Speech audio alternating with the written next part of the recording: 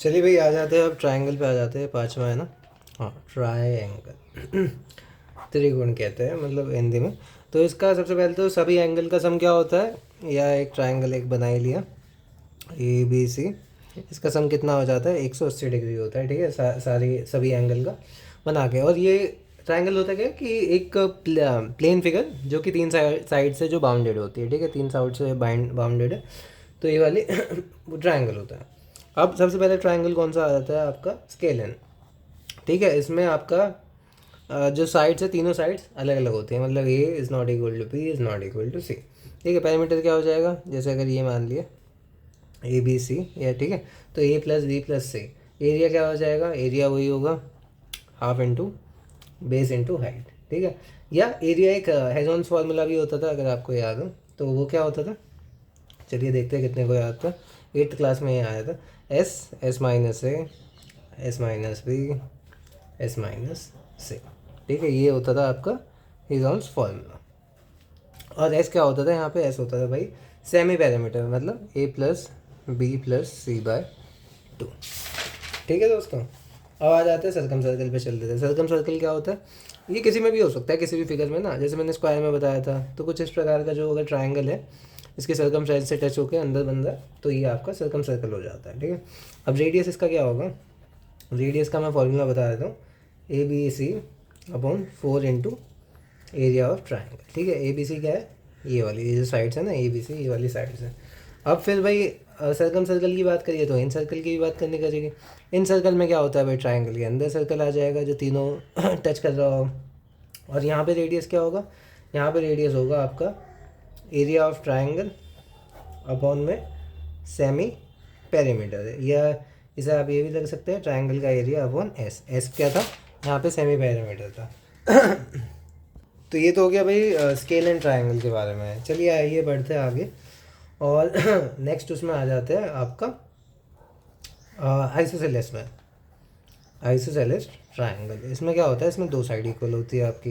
ये साइड इसके इक्वल हो गई और ये अलग अलग होती है। तो जैसे मान लो ए हो गई है और ये भी सी से वैसे मान लिया, और ये ऐसे डायगनली हाइट हो जाती है और बीच में, तो ये क्या हो जाएगा b/2 b/2। ठीक है। अब इसमें प्रॉपर्टीज़ बताया था आइसोसेलेस में क्या क्या होती है।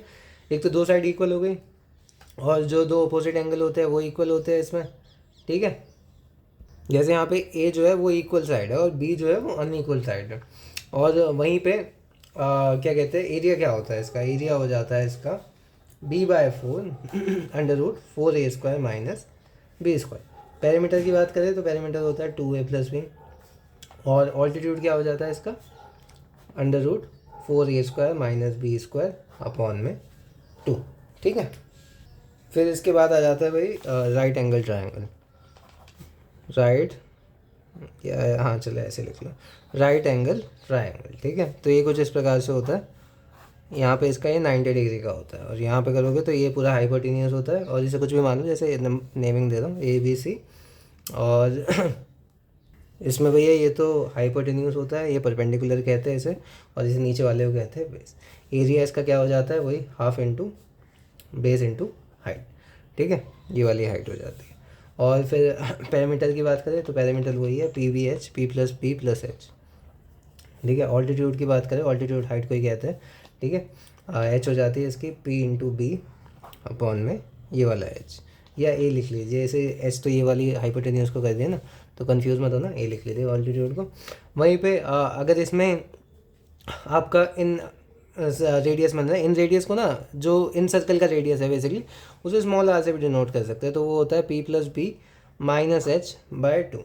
वहीं सर्कम रेडियस को किससे डिनोट कर सकते हो, बड़े आर से। ये हो जाता है डायरेक्ट H/2। और पाइथागोरस थ्योरम लगा के आपको पता ही है, H² = B² + P²। ठीक है, तो दोस्तों कुछ ना जैसे पाइथागोरस ट्रिपलेट्स भी होते हैं। ठीक है, वो आप डायरेक्ट ऐसे याद रख सकते हैं। मैं आपको बता दूँ, जैसे क्वेश्चन आ रहा है 3-4 साइड दे रखे, तो आपको पता होना चाहिए 3 4 5 का ट्रिपलेट हो गया। ठीक है, वहीं फिर 6 8 10 का हो जाता है। और फिर इसी का जैसे ऐसे ये तो किससे आ गया, ×2 से आ गया। अब यहीं पे इसे ×3 से कर दोगे तो कितना हो जाएगा, 9 12 और 15। ठीक है, ये हो गया। और फिर ×4 से कर दोगे इसी को, और ये हो जाएगा 12 16 20। ठीक है, ये कुछ ट्रिपलेट्स होते हैं, ये आपको याद रखना है। फिर इंटू 6 भी कर सकते हो। तो ये हमेशा याद रखना है, इससे ना काफ़ी मतलब क्वेश्चन बहुत जल्दी जल्दी सॉल्व हो जाएंगे। जैसे 18 24 30 होता है, ठीक है, इंटू 6। और जो आपने वो सुना होगा 5 12 13, ठीक है। एक वो होता है आपका 20 21 29, ठीक है। 8 15 17 भी होता है, और 7 24 25 का भी होता है, ठीक है। तो ये सारे ट्रिपलेट्स ऐसे आपको वैसे प्रैक्टिस करोगे क्वेश्चन की खुद ही याद हो जाएंगे, तो कोई दिक्कत वाली बात नहीं है। फिर आ जाता है भाई राइट आइसोसेलेस ट्रायंगल। तीसरा है ना ये, हाँ, राइट आइसोसेलेस ट्रायंगल। अब इसमें क्या होता है, इसमें दो साइड इक्वल होती है और आपका ये राइट एंगल होता है, ठीक है। जैसे ये दोनों साइड इक्वल मान लिया और ये हो गया राइट एंगल। तो ये दोनों एंगल कितने हो गए जब क्योंकि जो इक्वल साइड होती है उनके ऑपोजिट एंगल इक्वल होते हैं, तो इसका मतलब ये दोनों 45 45 के हो गए, क्योंकि ये 90 का है और पूरा टोटल बन के 180 बनाना है। तो एरिया कितना हो गया, एरिया इसका हो गया 1/4 हाइपोटेन्यूज का स्क्वायर, ठीक है। या ये कह लीजिए half into base into height, या हाफ इंटू इक्वल साइड का स्क्वायर, ठीक है। कोई दिक्कत यहाँ तक? चलिए आगे बढ़ते हैं।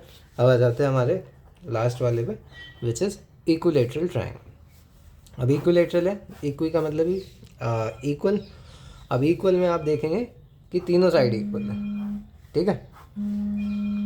तो यहाँ पे अगर आप देखें तो जब तीनों साइड इक्वल है तो तीनों एंगल भी इक्वल होंगे, तीनों एंगल इक्वल है। और तो ये हो गया 3x इक्वल टू 180 और x कितना आ गया 60। तो सारे एंगल इसके भैया 60 डिग्री के हो जाते हैं। इसमें ये डालोगे तो तीनों ए ही होता है जब इक्वल है, तो ये a/2 ये बाइसेक्ट कर देती है। और A B equal to B C equal to C है, ठीक है, अगर नंबरिंग वो नेमिंग कर लोगे। एरिया क्या होता है भाई, एरिया होता है इसका √3/4 साइड का स्क्वायर, या साइड अगर ए मानी है तो ए का स्क्वायर। ऑल्टीट्यूड स्मॉल एच को कहते हैं, हाँ स्मॉल एच, ए से मत करना, स्मॉल एच हो जाता है, ठीक है। ऑल्टीट्यूड हो जाता है आपका √3/2 इंटू ए, साइड कर लो या ए लिख लो। पेरीमीटर वहीं 3 हो जाता है। इन सर्कल छोटे आर कितना हो जाता है, ये साइड बाय 2√3।